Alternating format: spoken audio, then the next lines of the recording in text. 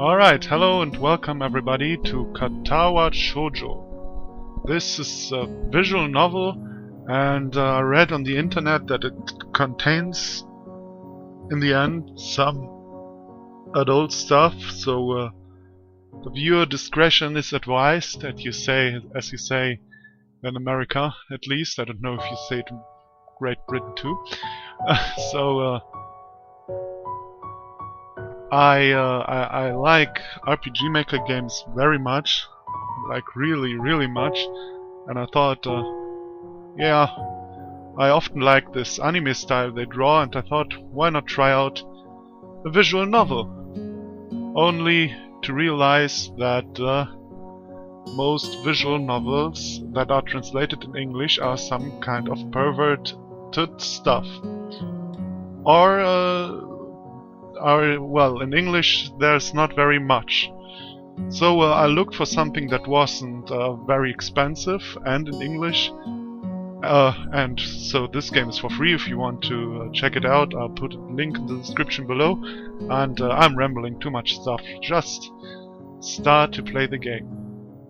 I read a little bit about the plot, but just a little bit, and some say it's the best game out there, others say it's very corny, so I'm very excited to see what it is. A light breeze causes the naked branches overhead to rattle like wooden wind chimes. This is a popular retreat for couples in the summer. The deciduous trees provide a beautiful green canopy, far out of sight of teachers and fellow students. But now in late winter, it feels like I'm standing under a pile of kindling. I breathe into my cupped hands and rub them together furiously to prevent them from numbing in this cold. Just how long am I expected to wait up there anyway? I'm sure the note said 4 p.m. Ah yes, the note. Slipped between the pages of my math book while I wasn't looking. I never look at my math book. As far as clichés go, I'm more a fan of the letter in the locker, but at least this way shows a bit of initiative. Yeah, English. As I ponder the meaning of the note, the snowfall gradually thickens. The snowflakes silently falling from the white paint sky are the only sign of time passing in this stagnant world. Their slow descent upon the frozen forest makes it seem like the time has slowed to a crawl. The rustling of dry snow underfoot startles me, interrupting the quiet mood. Someone is approaching me from behind. Hisao, you came? A hesitating, barely audible question. However, I recognize the owner of that dainty voice instantly. I felt my heart skip a beat. It's a voice I've listened to hundreds of times, but never as more than an eavesdrop to a conversation. I turn to face this voice, the voice of my dreams, and my heart begins to race. Yeah, this short skirt in the snow, always good idea. Iwanako, I got a note telling me to wait here. It was yours? Damn it. I spent all afternoon trying to come up with a good line, and that was the result. Pathetic. Yes. I asked a friend to give you that note. I'm so glad you got it. A shy, joyous smile that makes me so tense I couldn't move a single muscle, even if I tried. Nice background. Oh, that heartbeat though. My heart is pounding now, as if it were trying to burst out of my chest and claim this girl for itself.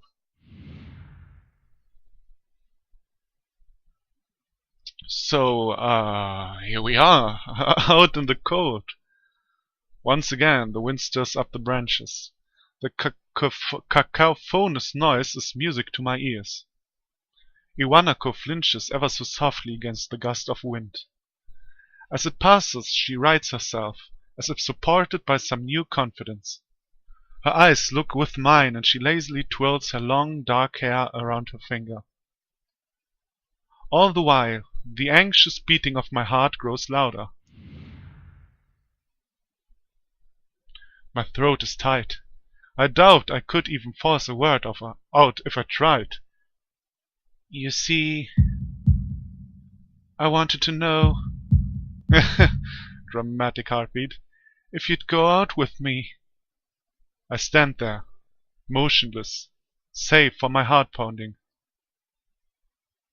I want to say something in reply, but my vocal cords feel like they've been stretched beyond the breaking point. Hisao? Oh my god, the dramatic music. I reach up to try and massage my throat, but this only sends spikes of blinding pain along my arms. Yeah, that's what I call a stroke or a heart attack. Hisao?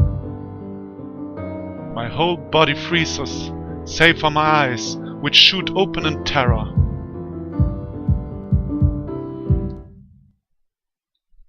Hisao! You have to imagine he hears that, so the voice is fading while his lights go out. The beating in my chest suddenly stops and I go weak at the knees. Yeah, I told you he will go KO. The world around me, the canopy of bare branches, the dull winter sky, Iwanako running towards me, all these fade to black. The last things I remember before slipping away are the sounds of Iwanako screaming for help and the insistent clatter of the branches above. And everything starts getting black.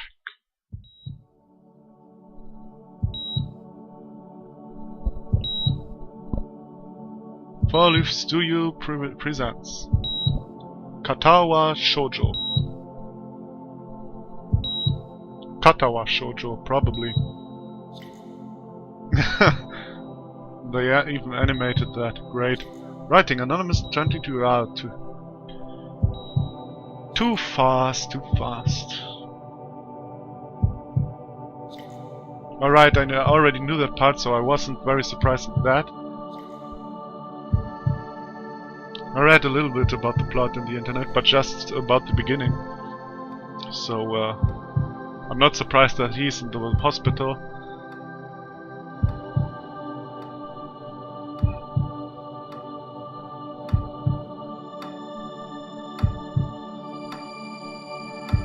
Well, this really looks anime-like. It's pretty cool.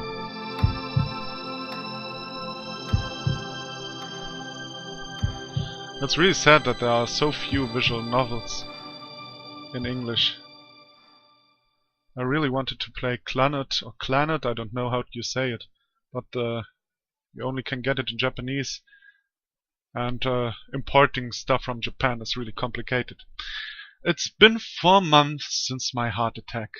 Oh my, 4 months already. In that whole time I can probably count the times I've left this hospital room unsupervised on one hand. Wow, you can go on one hand? Probably a phrase I don't know. 4 months is a pretty long time when you're left alone with your thoughts. So, I've had plenty of time to come to terms with my situation. Arrhythmia. A strange word. A foreign, alien one. I call that it's probably grief, but you know, one that you don't want to be in the same room with. Yeah, I can understand that. A rare condition. It causes the heart to act erratically and occasionally beat way too fast. It can be fatal. Apparently, I've had it for a long time. They said it was a miracle that I was able to go on so long without anything happening. Is that really a miracle? I guess it was supposed to make me feel better, more appreciative of my life. It really didn't do anything to cheer me up. Yeah, I see where you're coming from. My parents, I think, were hit harder by the news than I was. They practically had 2 hemorrhages apiece. I had already had a full day by then to digest everything. To them it was all fresh. They were even willing to sell our house in order to pay for a cure. Of course, there isn't a cure. Because of the late discovery of this condition, I've had to stay at the hospital to recuperate from the treatments. When I was first admitted, it felt as if I was missed. For about a week, my room in the ward was full of flowers, balloons, and cards. But the visitors soon dwindled, and all the get-well gifts began trickling down to nothing shortly after. Yeah, that's life, man, you have to go on. I realized that the only reason I had gotten so many cards and flowers was because sending me their sympathy had been turned into a class project. That's hard. That's really sad. Maybe some people were genuinely concerned, but I doubt it. Even in the beginning, I barely had visitors. By the end of the first month, only my parents came by on a regular basis. Iwanako was the last to stop visiting. After 6 weeks, I never saw her again. We never had that much to talk about when she visited anyway. We didn't touch the subject that was between us on that snowy day ever again. Well, that's kinda sad. But that's typical for far away crushes. You only know her appearance. And you don't even know what to talk about. The hospital. It's not really a place I'd like to live in. The doctors and nurses feel so impersonal and faceless. I guess it's because they are in a hurry, and they have a million other patients waiting for them, but it makes me feel uncomfortable. For the first month or so, I asked the head cardiologist every time I saw him for a rough estimate of when I'd be able to leave. He never answered anything in a straightforward way, but told me to wait and see if the treatment and surgeries worked. So I idly observed the scar that those surgeries had left on my chest slowly change its appearance over time, thinking of it as some kind of an omen. I still ask the head cardiologist about leaving, but my expectations are low enough now that I'm not disappointed anymore when I don't get a reply. Yeah, after 4 months, you know. Well, that's kind of normal. The way he shuffles around the answer shows that there is at least some hope. At some point I stopped watching TV. I don't know why, I just did. I did this too when I lived in Berlin. Oh well, I didn't have a TV anyway, but you know. Maybe it was the wrong kind of escapism for me, for my situation. I started reading instead. There was a small library at the hospital, although it was more like a storeroom for books. I began working my way through, one small stack at a time. After consuming them, I would go back for more. I found that I liked reading, and I think I even became a bit addicted. I started feeling naked without a book in my hands. Oh, that's cool. But I loved stories. That was what my life was like. The days became increasingly harder to distinguish from each other, differing only by the book I was reading and the weather outside. It felt like time blurred into some kind of gooey mass I was trapped inside, instead of moving within. A week could go by without me really noticing it. Sometimes I pause in realization that I didn't know what day of the week it was. I have this in university breaks, you know. Like 3 months you do nothing, I don't even know if it's Monday or Tuesday.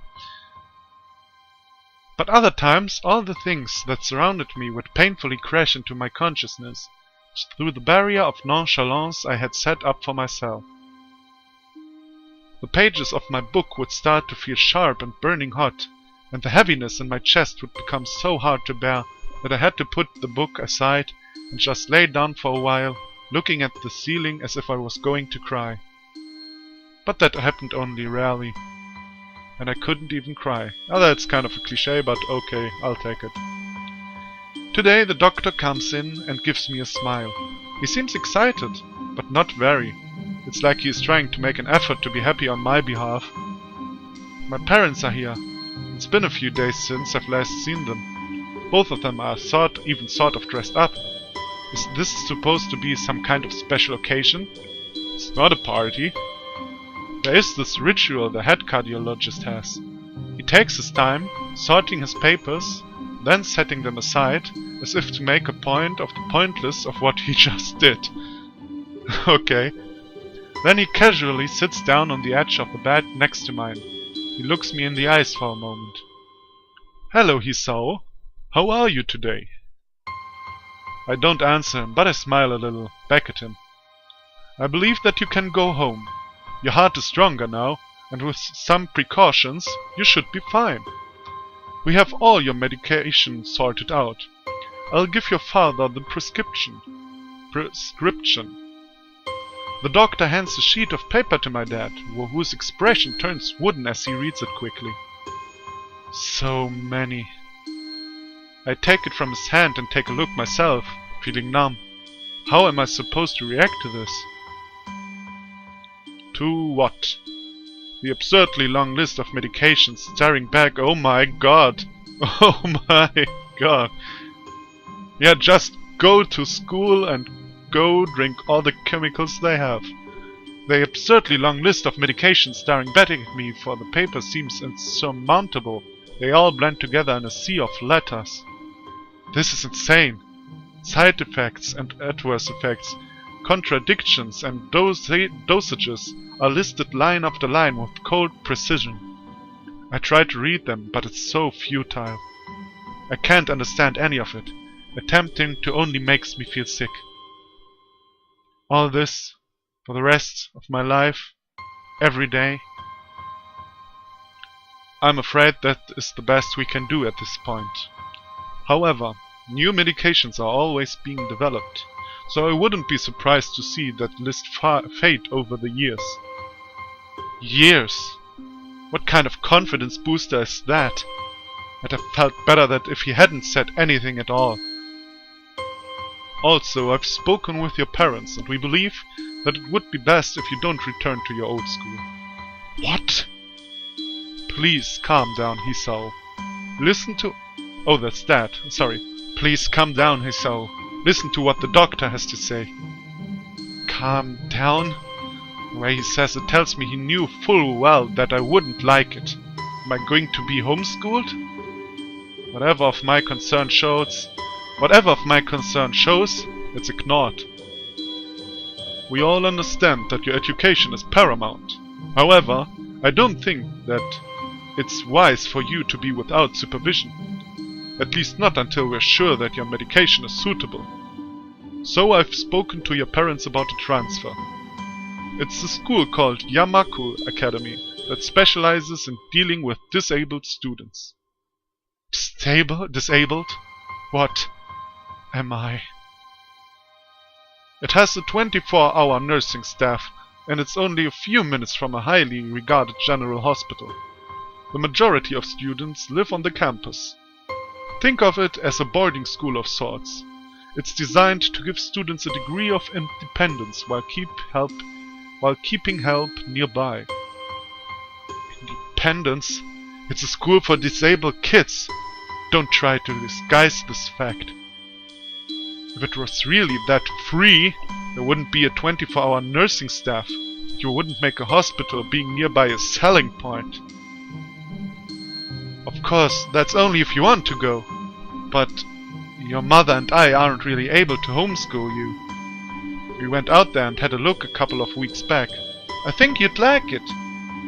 It looks like I really don't have a choice. Compared to other heart problems, people with your condition usually tend to live long lives. You'll need a job one day, and this is a good opportunity to continue your education. This isn't an opportunity. Don't call it an opportunity. Don't call it a goddamned opportunity. Well, you should be excited at the chance to go back to school. I remember you wanted to return to school, and while it's not the same one, a special cool school, that's an insult. That is what I want to say. It's a step down. It's not what you think. All of the students there are pretty active in their own sort of way. Man, this father really doesn't know how to sell anything. It's geared towards students that can still get around and learn, but just need a little help, in one way or another. Your father's right. Many of the graduates of the school have gone on to do amazing things. A person doesn't have to be held back by their disability. One of my colleagues in another hospital is a graduate. I don't care. A person doesn't have to be held back by their disability. That's what a disability is.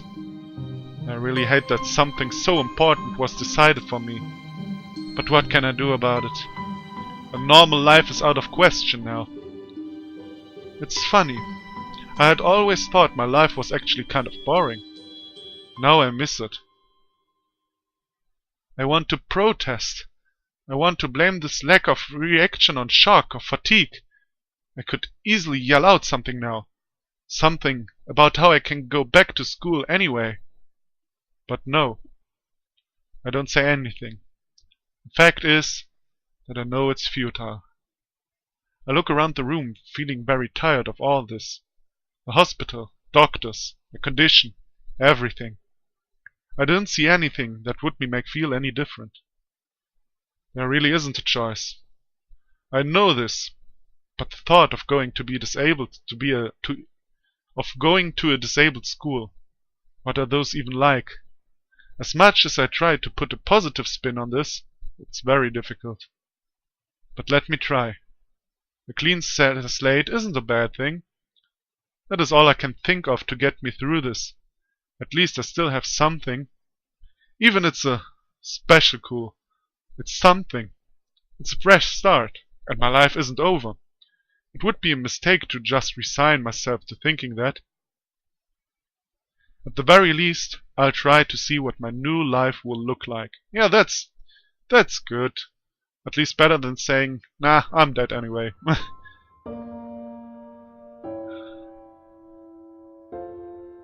So, this was the introduction, and now comes Act 1. So maybe I should, save. And stop. Yeah, I think this is a good point to stop. Alright, thank you everybody for watching. I hope you enjoyed this. I certainly do.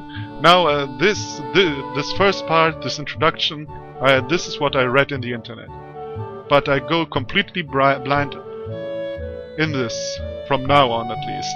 So, come back if you like it, and yeah. Have a nice day. Bye bye.